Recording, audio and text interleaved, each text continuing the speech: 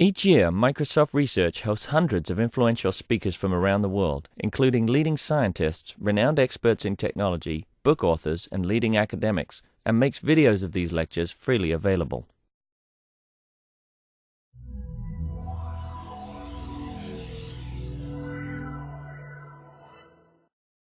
We're happy to have Ravi Khan here, and he's sort of a world-known expert on clustering, not that much on PostScript, and he will give his talk now. Okay, so welcome to the daily talks in the summer, I guess. This is a setup course for the first talk. Nice thing about giving the first talk, but then now every day will be set up and good. Okay, so I'll talk about basically two things which are sort of connected, spectral clustering and random matrices, as the title indicates. As I said, there's joint work with Anirban Dasgupta, John Hopcroft, and a graduate student of mine, Mitra. Pradipta Mitra is his name. So the first part of the talk, spectral clustering, I'll introduce spectral clustering, and I'll give a somewhat informal description, not a very complete one. The second part of the talk will be, just mathematical. So there I will be a little more precise about the theorems. Although in the first part, I'll try to indicate what essential theorem we need to do what we want to do. Okay, spectral clustering, first of all. The first few slides, as I said, are fairly general. It's a whole lot of things, spectral clustering, really. But in effect, here are the basic features that all spectral clustering algorithms perhaps share. You are given data, which is a matrix, M by N matrix A. So A is thought to be very large. M and N are thought to be very large. And there are a couple of examples here. You could have, okay, let me go on with that. So each object is a column of A.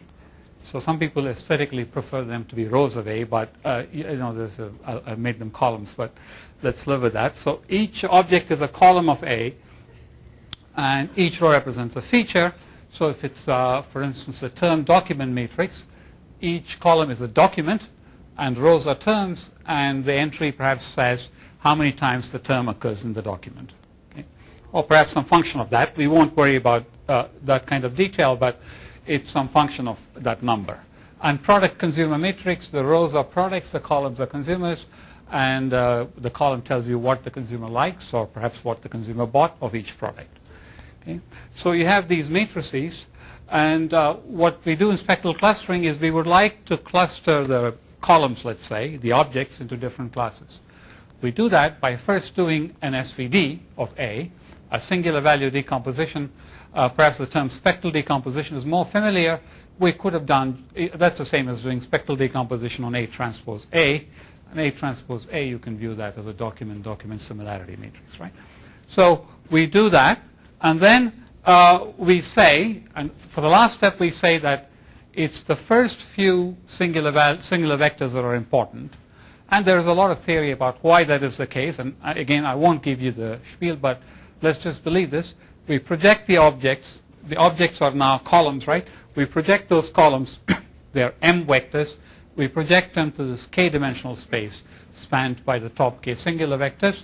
K is much smaller than M and N, so the projected representation is a more concise representation. But furthermore, we can cluster in the projected space. If K is, let's say, 2, you have a two-dimensional space, and you can imagine by viewing it you can cluster. More generally, you can cluster in K dimensions in time, exponential only in K, even by brute force. So you do that, and again, there are many variations of this, and I don't plan to go into all the variations.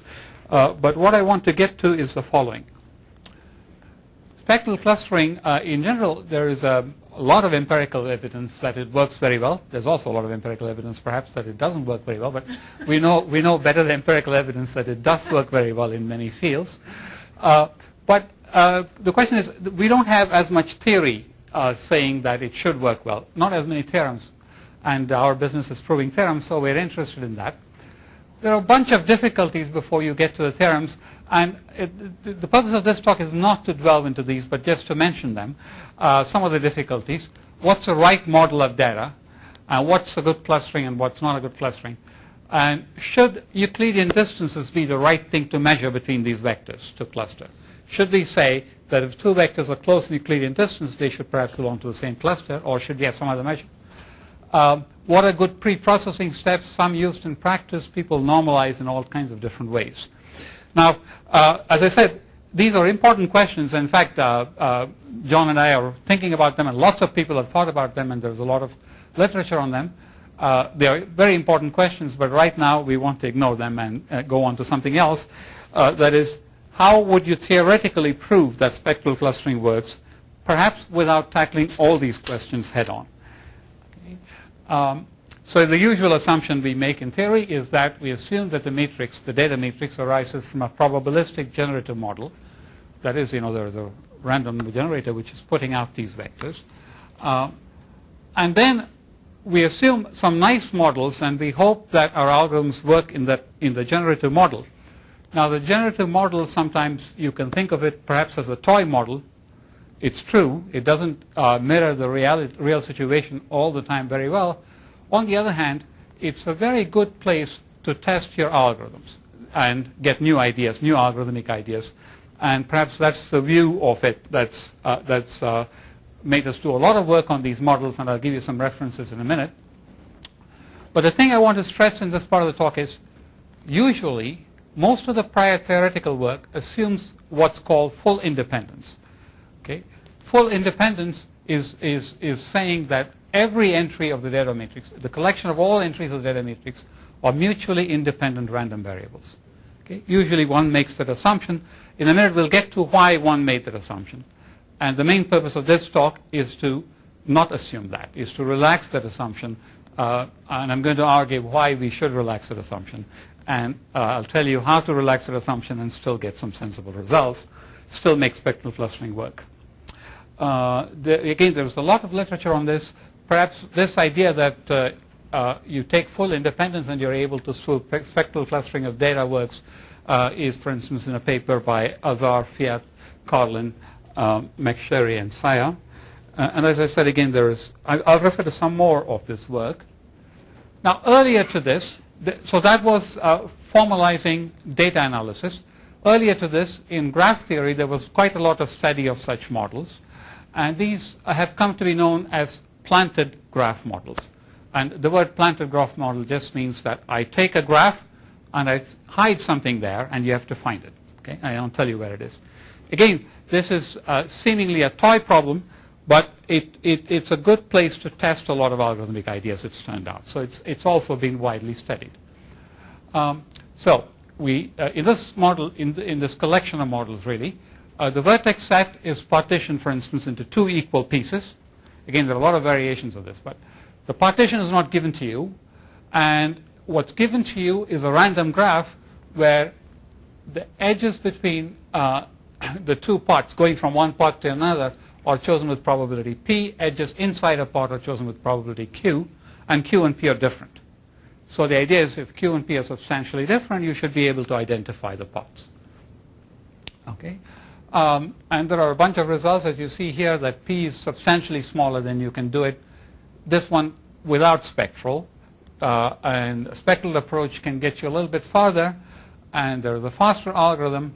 And in fact, such techniques can be extended to a variety of models, not just this one, using spectral techniques. Yeah, sorry. So the square roots seem to essentially use the randomness. So if instead of starting with a random graph, I would put a quasi-random graph with this P and Q, I would not expect that you could do it for that. That's the question. Graphs are much more quasi-random than random. Right. My first guess, without a lot of thought, and I will have to think about it more carefully, it's a nice question, is that things would work for quasi-random graphs because everything is spectral. I mean, you're only going to be worrying about eigenvalues and eigenvectors, essentially.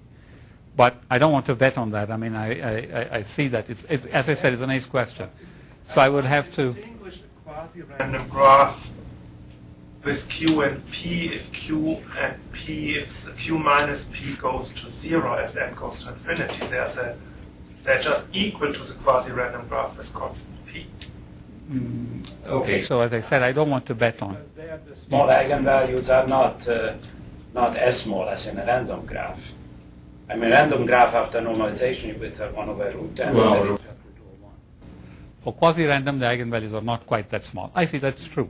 In fact, we'll see. Probably that's what the. Well, this root n is because of that root n. Yeah, because of the eigenvalues being what they are. So this may be theoretically stronger, but it starts to become very theoretical. Yeah.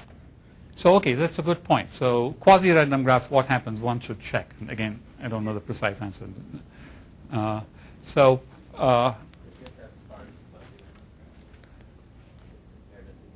Well, I mean, the interesting cases are, in fact, when P and Q are fairly small, that you do get sparse graphs.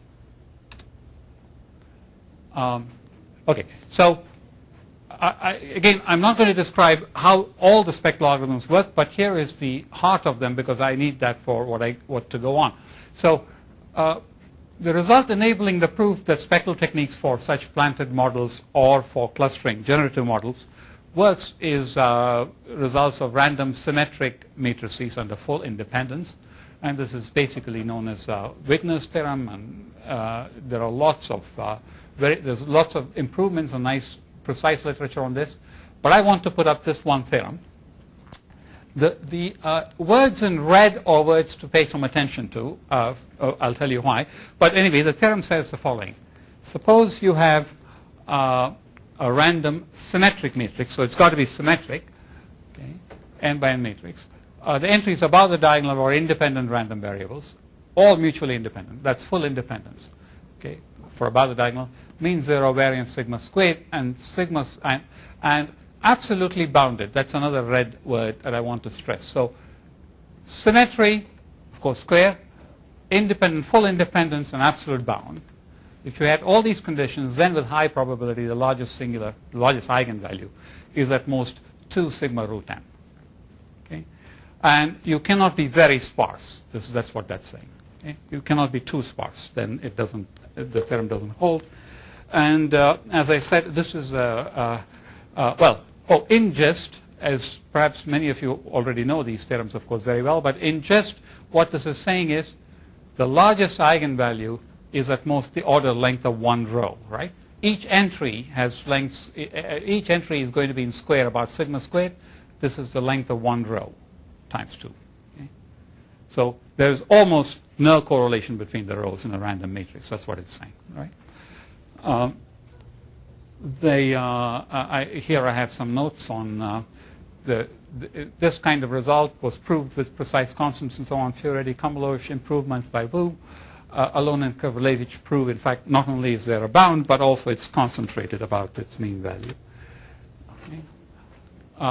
Now, how do we use this? In one slide, now this is a description of how to prove that spectral algorithms work. This is all still recap of the literature in a sense, but I want to give you a one-slide description of the use of random matrix theory to prove that things work. So we have a data matrix A, and let's let A bar be the expectations taken entry-wise. So every entry you take the expectation and put that down as A bar ij.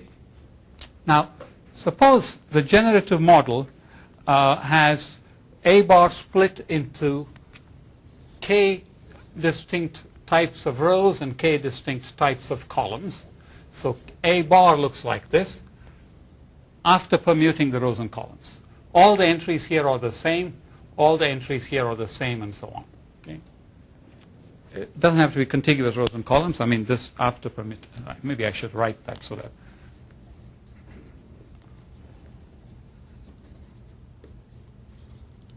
Again, I didn't describe the generative models carefully, but usually they assume something like this, right? Now, you're not told A bar, of course, right? If you're told A bar, you know the clustering. That's not interesting. So. Now, but however, it's easy to show that the top k singular vectors of A bar would give us the correct clustering. That's not difficult. So it's a linear algebra exercise to show somehow that if I found the top k singular vectors of this, provided these p's are substantially different, then you would get exactly the clustering. You would get the division into these parts. Okay. But of course, we don't have A bar on hand. We do have A, the data matrix, and instead of A bar, we do SVD with A. And what follows is just a statement that A bar and A are roughly equal, so you should get the right answer. Okay? That's what it's saying. So to argue that, you take B, which is the difference. Now that's a random matrix with expectation 0. I had to take the difference to get the expectation to be 0 in each entry. Expectation 0, so Bigness Theorem applies. And that says that the top singular value of this is small, therefore the singular values of A and A bar are close. Okay? Now, in this line I said, if I give you the top singular vectors of A bar, then I'm done. Then I know the clustering. This says at least the singular values are right from A. Of course, I would like to get the singular vectors right, and that's a big leap of faith again. I mean, there is a lot of technical work to prove that something like this works. So generally in perturbation theory of matrices, if you take a matrix and perturb it a little bit, you can show that the eigenvalues or singular values don't change very much. That turns out to be a lot easier than showing anything about the singular values not changing much, which is also true under conditions, but its arguments are much more complex. So if I could assume, this is like a stronger statement than without loss of generality assume, I guess, but if you assume that, then in fact the singular vectors are the same, roughly, and so I could cluster. And this is indeed how spectral clustering is proven to work in these models. But this step is a fair bit of sweat. So is that just work, or do I need extra assumptions on the matrix? I usually need extra assumptions. It doesn't. So basically, what happens is that if there is a multiple eigenvalue or multiple singular value, you will get perturbations won't work, and that it causes problems. Yeah. So you have to do quite a bit of sweat there. Okay. So now we get to the new part, perhaps. So I would like to argue that full independence is not a practical assumption, and we've used it so far only because, of course, there's a theory available which we can use. But now, I'd like to say, let's take the example of the product customer matrix. N products, N customers, Aij is the amount of product I purchased by customer J. I think I put it in the right order. We want to cluster the customers. Now, we may assume that the customers function independently. So you and I go shopping. What you buy and what I buy are independent choices. That's a reasonable assumption. However, it's not reasonable to assume that one customer chooses different products independently, right? I mean, you are not going to buy N products in the store, independently toss coins and decide what to buy. For one thing, there will be a budget constraint. You will have a total budget, perhaps. If you bought a lot of one, you wouldn't buy so much of another one. But there could be lots of other constraints. You would buy only one type of toothpaste and so on and so forth. Anyway, so it's unrealistic to assume that each customer's purchase of various products are independent. They are not usually. So we're going to throw that assumption out. So the columns of A are independent, random vector-valued random variables, but the rows are not independent. Okay?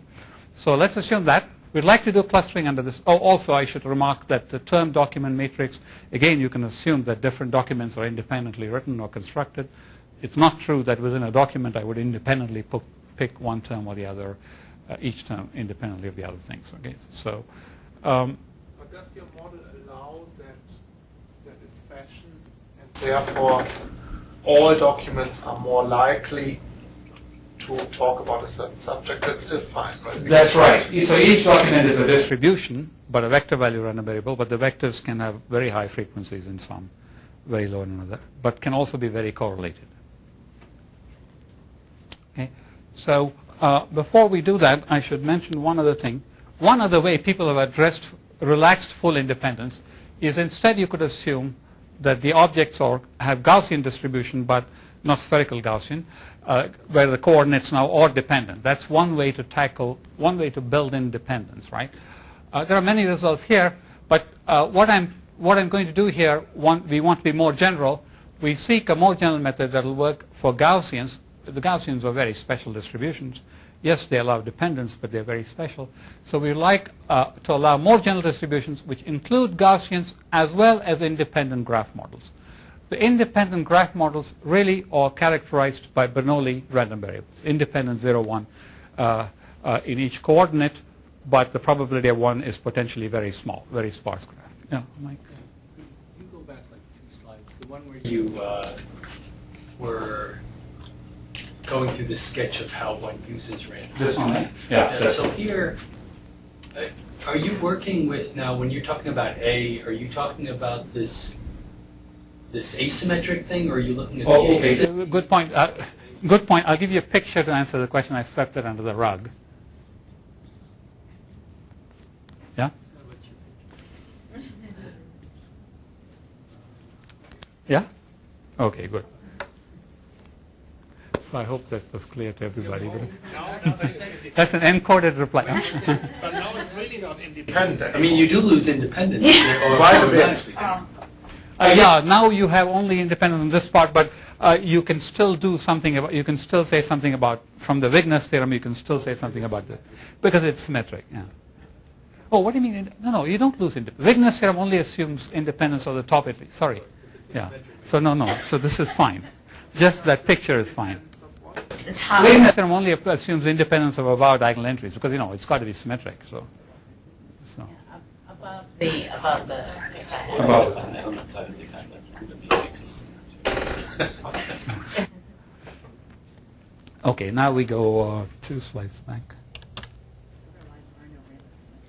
So the first question then we have to ask for this is a Wigner type result true for a matrix A, assuming only that its columns are independent vector values, random variables, and its rows may not be independent, right? His rows may be dependent. Is this true? The answer turns out to be yes, and that's our main technical theorem that we'll prove to use in this, and I'll show you the theorem and then tell you just a little bit about the proof before going on. So here's the theorem. So we have an n by n matrix with independent vector valued columns, and columns are not necessarily IID. Rows are not necessarily independent. Rows may be dependent. Okay, that's what we wanted to assume. The variance of AI in any direction is at most sigma squared. Now, in the totally independent case, we assume the variance of each entry is sigma squared, right? And in the totally independent case, full independent case, that would have implied that variance of a row in any direction is at most sigma squared, because coordinates or independent variances just add up. It's not, we can do the arithmetic later, but that assumption is the same as this assumption. I mean, this assumption is also made in the full independent case. That's what I want to say, right? But now we have to assume that in every direction the variance is at most sigma squared, and again you can't have it be very sparse. Okay, that's roughly going to say, if you're thinking of graphs, this is saying that the degree of every vertex must be at least a polylog. We cannot go down to constant degrees with this or that. And this says that there are not any very long vectors. So in the independent case, in the Bigness case, we assumed every entry is absolutely bounded. That was one of my red statements. Okay, that would give you this, that the length, every entry is bounded in absolute value by 1, so the length of every row will be at most root n. But now, of course, we don't put an absolute bound. That's a variation here. So we, however, have to bound the length to be very small, order root n. And then, indeed, basically the same theorem is true, except for an extra log factor. So under the above conditions, we have that with high probability, the largest singular value of A minus A bar is at most. We had sigma root n and sigma root n. And now it's a rectangular matrix, so I have to put m and n. It's easy to see that as m and n go to infinity, this bound should go up. But then I need an extra log factor. Okay, in this theorem.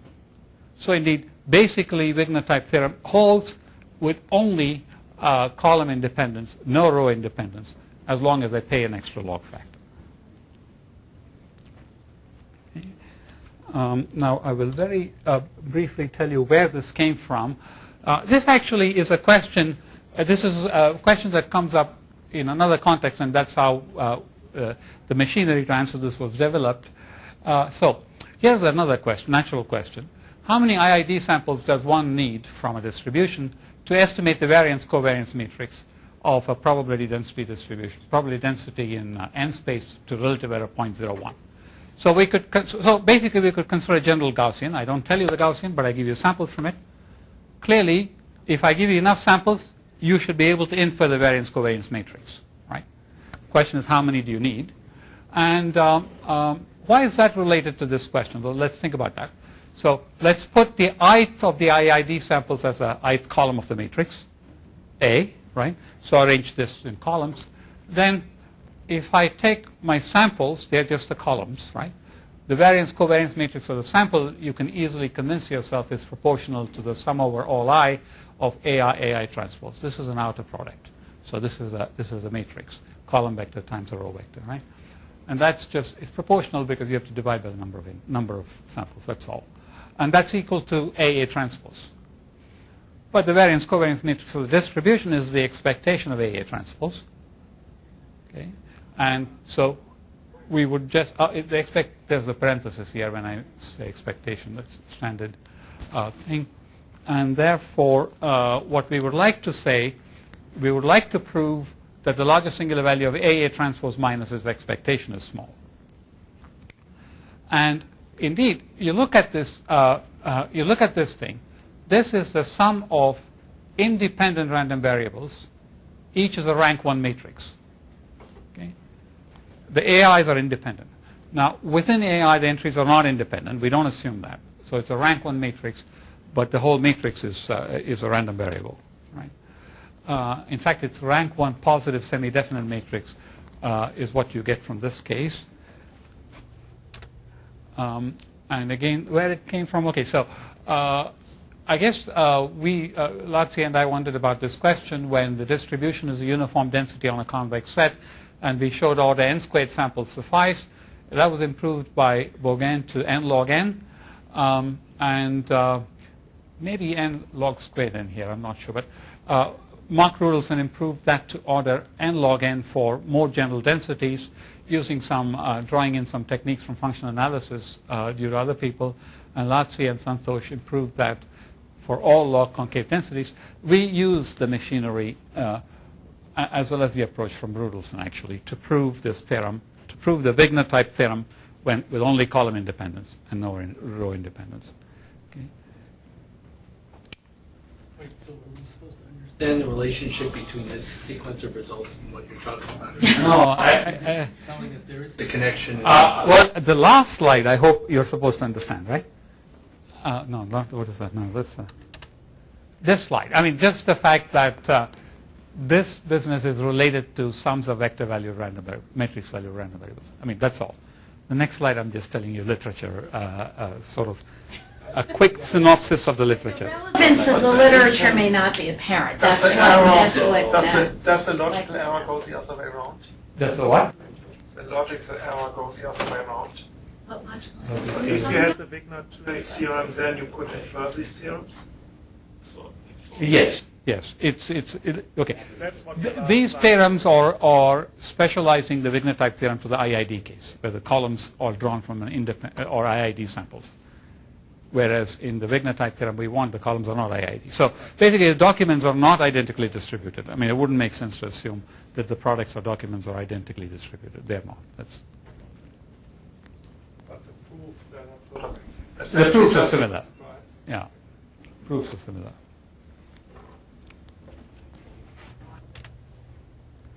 Okay, so the bulk of this paper I'm going to put in one slide. So really, proving the Bigness type theorem and using it is the clean part. Is not necessarily easy, but it's a clean part. The rest of it is technical. Now, why is that? I'm going to explain very briefly what the technical part is doing.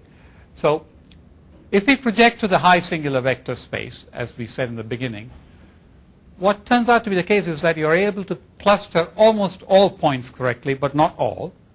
And one has to always go through a cleanup phase in all these partition problems where you correct the errors.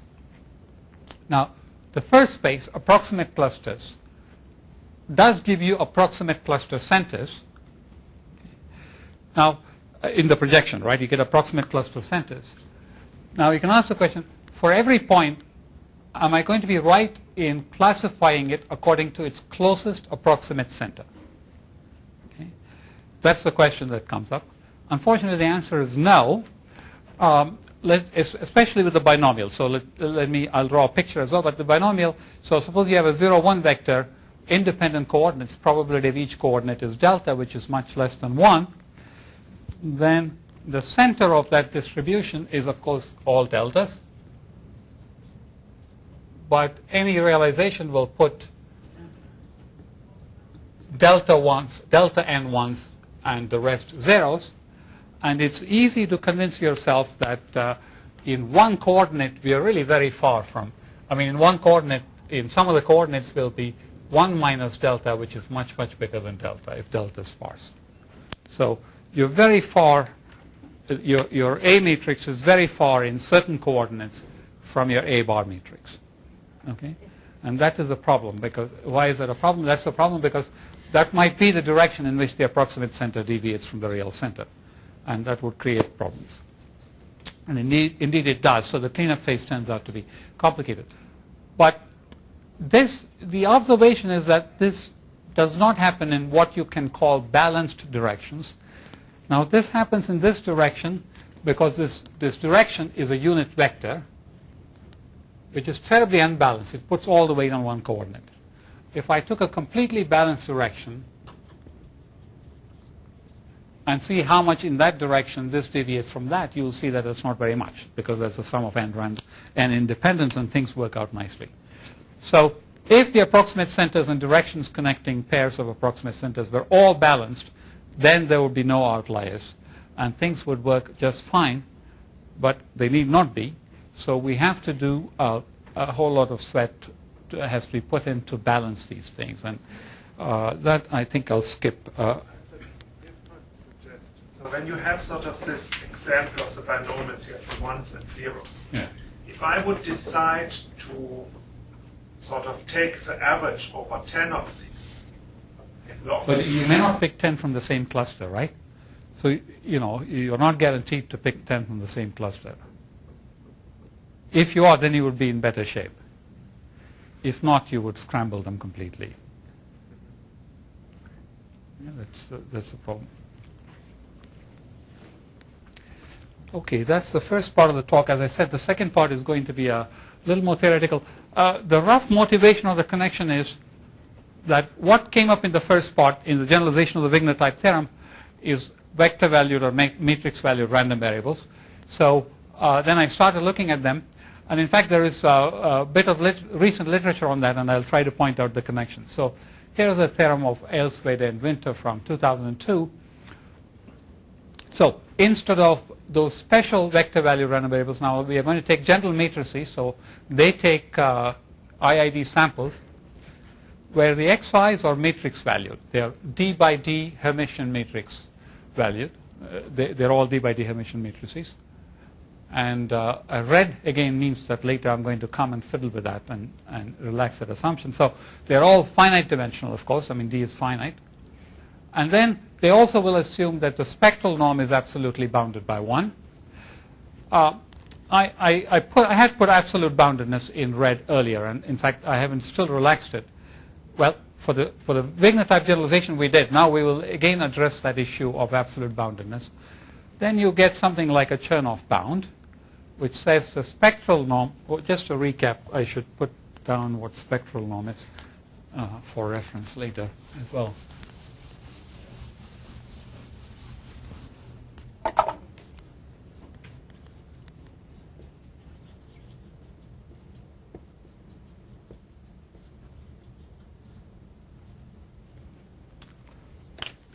Right.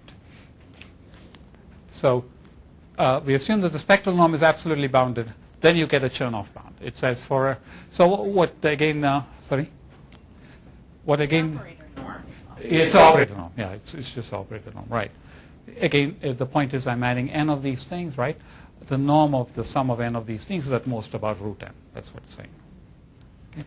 Now you can't do this entry by entry, by the way. If you did this entry by entry, you would end up putting a factor depending on d there, which we want to avoid. I mean, we could apply Chernoff to every entry, but that won't give you this result. Okay, now there's a bunch of applications of this. First to quantum information theory, which I don't claim to understand, but any questions may be directed to Jennifer or Christian on this. But so in addition to that, there's another paper sort of closer to computer science. Victorson and Xiao did the following. In the previous slide, I had independent matrix valued random variables, but now they have dependent ones. So they associate with each vertex of an expander graph a Hermitian matrix, again finite dimensional, and do a random walk on G, and as they do the random walk, they take the sum of F along the walk. So they take each vertex, take the matrix, and take the sum of all these matrices. Okay? And they prove that this is concentrated close to its mean value. So the point is, instead of independent random variables, now they're really dependent, because the walk, the next time you're at a point depending on where you are previously. Okay? Again, this is useful. They show some applications which I won't go into, but I just want to tell you the theorem. So this extends the theorem to a case now when the xi are highly dependent. And they use, Aylesworth and Winter used the usual moment generating function method for proving the Chernoff bound. Again, if you know a regular proof, all proofs go by moment generating functions method. And one of the things I want to do is try to avoid that. I should have put that in red because they're going to change that. Well, in 2 slides. Okay. That's my main theorem. So I didn't plant this question actually, but yeah, indeed, that's what I'll show you.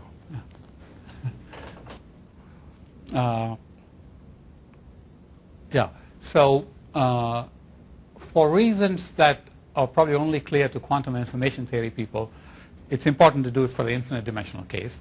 Although, I mean, my main theorem about that, so I shouldn't quibble about the importance of that. But so 2 ways to put it. I want to do this for the infinite dimensional case. Another way to say that is I want to get rid of the D factor in the last slide. That D factor in front. Of course, I'm sorry, I went to the wrong. Yeah, the D factor in front, right? Of course, I can't use this for the infinite dimensional case. Now, yeah, but Victus and Sciavo also give an example to show that, in fact, the D factor cannot be improved even in the previous theorem. So you cannot get rid of the D factor.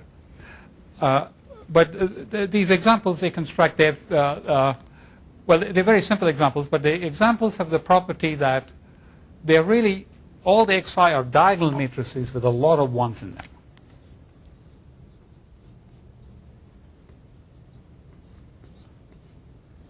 So 1s in about d over 2 positions. They have half the diagonal is filled with 1s, the rest are zeros. Okay? And so the trouble with those is many eigenvalues then, if you think of singular values, many singular values are 1, not just one, not just the top one. So if we want to extend it to the infinite dimensional case, we certainly have to assume something stronger than just a bound on the spectral norm. We have to assume something stronger than saying that the top eigenvalue is at most 1. We have to assume something about all the eigenvalues.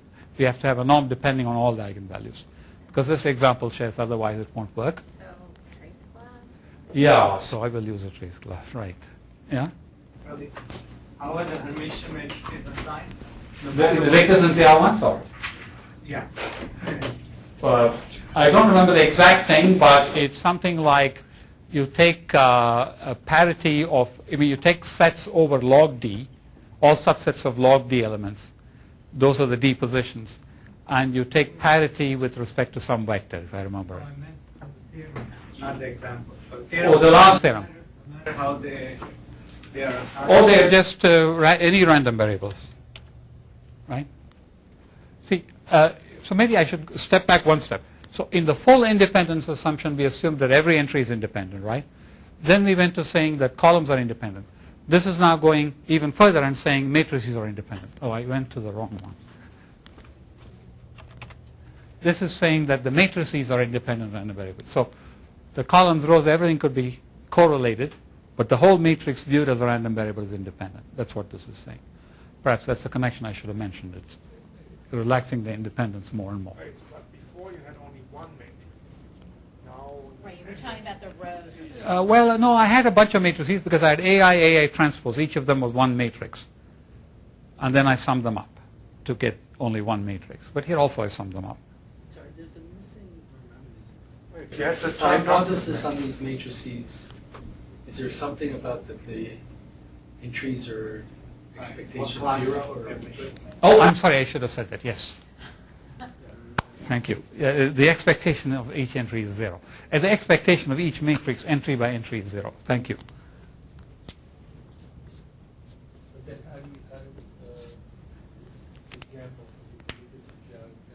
Yeah, so now you subtract the mean, and still there is still the spectral norm is. No, you subtract all halves along the diagonal. They all have duty. Yeah, you subtract all halves along the diagonal, and still the spectral norm is too high. Can you tell me how, so if I have a term document matrix, that's one matrix, how do I relate this to these n matrices? So this is not actually probably related directly to term document matrix, but it's as if I'm taking many collections and I'm taking term document matrix of each collection and summing them up. But it's not related to this. I mean, this is just going one more step and saying, what if the whole matrix is just a random variable? As I said, it has applications. Different applications. Well, it has different applications. Yeah, it has applications in quantum information theory. Bigness and CIO have an application to something called the Alon-Rachman theorem in group theory. I don't necessarily want to.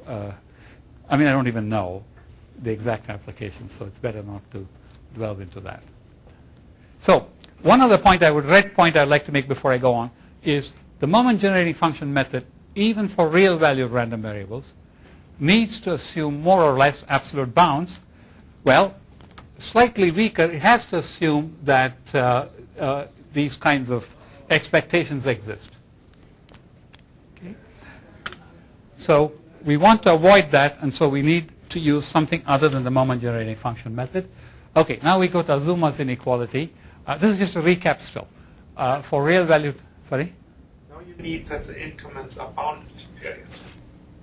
The increments are bounded, that's right.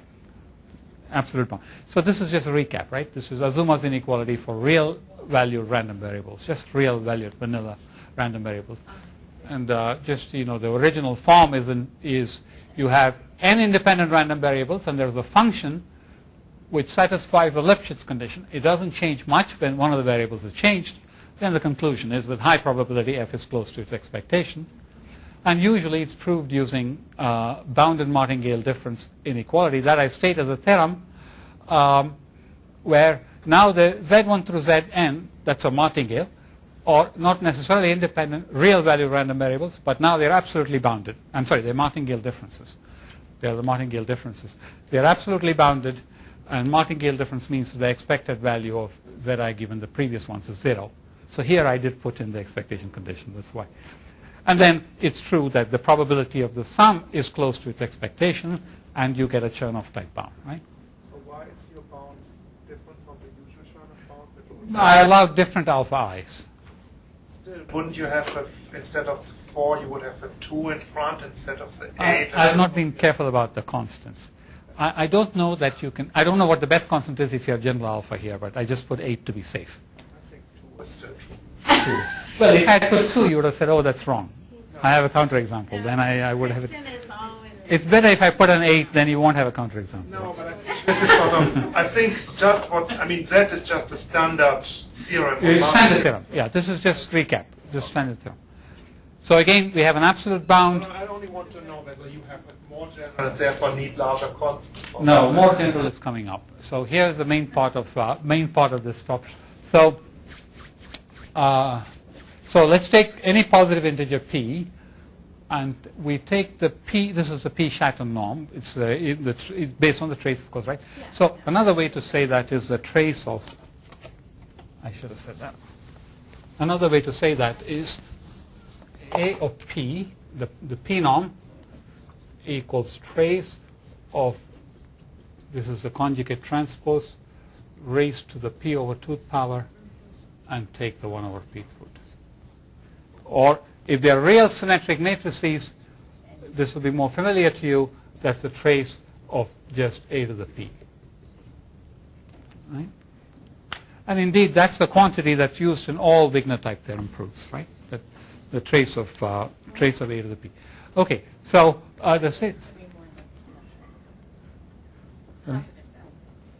which have p is up, even into yeah. P is even. Yeah, I didn't want to avoid problems I made. P. Yeah. Yeah, you do have it. Okay. Yes, I put that to avoid any problems. So the main theorem of this part is that Z1 to Zn are not necessarily independent, not necessarily square, of course, right? They can be rectangular, not Hermitian. Operator valued, possibly infinite. So now they can be infinite dimensional. Okay. So they don't have to be finite dimensional. I won't use D anywhere. Random variables this is a martingale difference property, still true, same thing. But now this is going to replace the absolute bound. So I'm not going to assume that the norm is absolutely bounded. I'm only going to assume that the expected value of the, oh, I should have said p here, sorry. P norm to the pth power is bounded by alpha I to the p. I had else there, and Asaf convinced me that you should not use L for a norm. You should use P. So I changed it to P, but I forgot to change it here. So this should be P, P, P. Okay. So we don't assume an absolute bound, but we assume the pth moment is bounded. And then you get a theorem here. I should say the quantities here. So I take the sum, and I take the same pth norm to the pth power, and I take the expectation. This always means the expectation quantifies all of this. And that's less than some constant depending on p. It's very important that that's p over 2, and that gives you what's called the sub-Gaussian behavior. So it will give you corollary Alsford and Winter, but you need a p over 2 there. If I didn't have the p over 2, I would not get e to the minus lambda squared. Okay. I need the p over 2. This constant is not so important, but and then I get these alpha I squareds to the p over 2. That's got to be p over 2. Okay. And so the message I would like to pass on, I mean, even though it seems fairly esoteric, but this avoids absolute bounds by avoiding the moment generating function method, and the other thing is it does it for infinite dimensional operators. And the proof is relatively simple. It's only about 5 pages long. It's not doesn't use any high-flown function analysis like other theorems of this type too, but that's another thing to say. In fact, I'll put one slide giving you an idea of the proof. And this kind of trace norm as well as, okay, so sorry, I should say it. The result of Alsford and Winter does follow for finite d by just using this fact that if I take the trace of a to the p, that's at most d times the largest singular value to the p. And this is actually a crucial step in all the Wigner type theorem proofs. At the end, that's what you do. You take the trace of a high power and you bound it and then say that's at most this times the singular value. Okay. Now I'm going to conclude by giving you a one-slide idea of this proof, although just for the real case because I wanted to fit it into one slide. So I should mention. Sorry, I should mention. I don't know of a result even for real valued random variables, martingale inequality, where you assume only this, but you don't assume an absolute bound. Okay? I did check that with John Hone also, and apparently that doesn't seem to be known, that if you don't have an absolute bound, you can still prove that. If you only have the pth moment of the random differences bounded, that's enough. What about this? Sorry? So this generalization of concentration. Well, he asked. I asked John Hone, yeah. So, I see. So I saw. So maybe I missed. Well, but I saw. we will talk. I'll talk to him some more. But you know, he in the 2 days he thought. So yeah. Even though I put it up for operators, probably even for real ones, perhaps it's not known. yeah. Sorry. It doesn't imply. Huh? This one doesn't imply The classical one. the classical one. If you don't worry about constants, it does. Okay. I mean, with instead of the absolute bound, replace Instead of? instead of the absolute bound, you replace The second. Yeah, the moment. So this is stronger, strictly stronger than the classical one, even for real ones, provided you don't worry about the constants in front and the exponent. Okay, they will be different for this. So wait. So are you telling us that the large deviation bound, the classic one, holds? How do you get the large? Yeah, it deviation holds bound? basically if you have a moment condition rather than an absolute bound. That's what I'm telling you. The second hypothesis is like assuming a condition on the moments. Sorry? The second hypothesis for real value. The second hypothesis is assuming a condition on the moments. Yeah. For real values, it's just assuming that the pth moment is bounded. Maybe that. So perhaps it's not surprising then, because that's how you get control of the moment generating function. That's how you get what? control of the moment generating. Well, yeah, but so for example, That's only about one given moment, not all moments. No. yeah. Yes. Oh, it's Though only about one moment. It's only all for that L or P, whichever you want to use. It's only for one moment. If you assume all moments, then you can just apply the moment function. Moment generating function assumes all moments are bounded. What happens if, I don't know, P equals higher 2 moment or is- something? I mean, the conclusion, does it still say something? So P equals 2 is easy to prove. Does it say anything? So P equals 2 just says that. I think P equals 2 is just saying that the expected value of the norm of the sum is at most the sum of the norms. Well, no. Well, yes, it will be used with P pretty large. In D dimensions, you would use it with log D to get rid of the D factor usually. So then effectively your moment bound is almost an absolute bound anyhow. No, you see, okay, I'll give you an example where it is not. Suppose you have the random graph situation where the probability of just one random variable, right, that's equal to 0 with probability 1 minus P and 1 with probability P. Then the absolute bound is 1, but the moments are only about P. So if P is very small, then this condition is much weaker. If you take a very high, not your P, but the other P. Yeah, okay, let's put sigma here. Yeah. So, but then expected value. P is large, then Yeah, that but- becomes an infinity. Oh, if P, so wait a minute. So let me just finish. This is just sigma, right? Whereas you can only say that this is less than or equal to 1.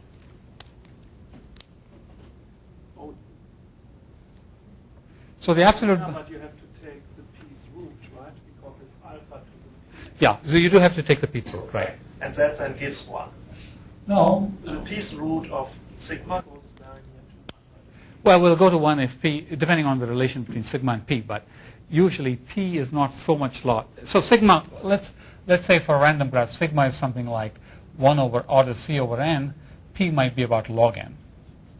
And of course, then it would go to 1, but depends on which constant times log n on top. Okay, so one slight summary of the proof. Okay, so for just the real random variables, and assuming all the lambda are 1, the proof really uses Hölder's inequality and convexity many times, but I just want to run over the proof. So let's take it's by induction. Let's take the first n random variables, z1 through zn minus 1. The sum is a, let's say. And then I take a plus zn to the p and do a Taylor expansion. So I get this. That's just Taylor expansion, second order Taylor expansion, where t is between 0 and 1. And I rewrite that. See, I just did this second derivative. I did the second derivative here. And when you have operators, there's a lot of problems about commutativity. But right now, for reals, this is fine. Now we take expectations, and we observe that the expectation of this is 0 because of the martingale property. So expectation of Zn given A is 0. Right? That's martingale. So that term will go. And then, then I won't finish the proof, but by some convexity arguments, you can prove this is true. Okay? And the Hölder's as well. A couple of Hölder's and a couple of convexity arguments. Now, what does that do? So let's take the expectation of a plus zn to the p. That's the quantity I want to bound. Call that x. That's a real number.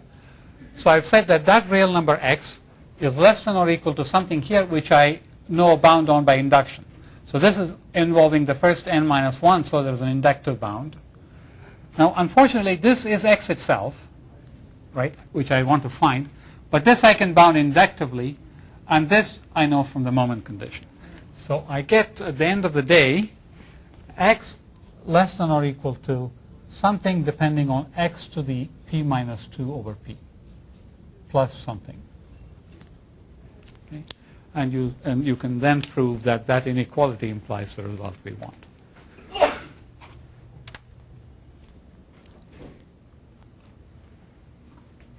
Okay? That's all I have to say. Sorry? Why is it called? Why is it 5 pages? 5 pages. Oh, okay, Why yeah. is it if there are 5 pages of Hurler and convection? Why is it 5? So, well, Oh yeah, commutation. first of all, you have to be careful about this. Doesn't commute for operator value random variables, and it's not simple hefting doesn't work. I have to use different norms. So there's a complicated operator Hölder's inequality that I have to use for in this step from here to here. See here, I brought the Zn out here and this here. That cannot be done so simply. So are you using these norms that trace? I use the Schatten norms.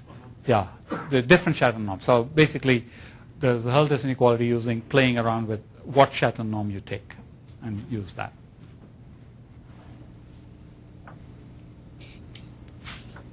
Maybe 4 pages. And half a page to derive the corollary, right? And then you have to derive that. Okay, thank you.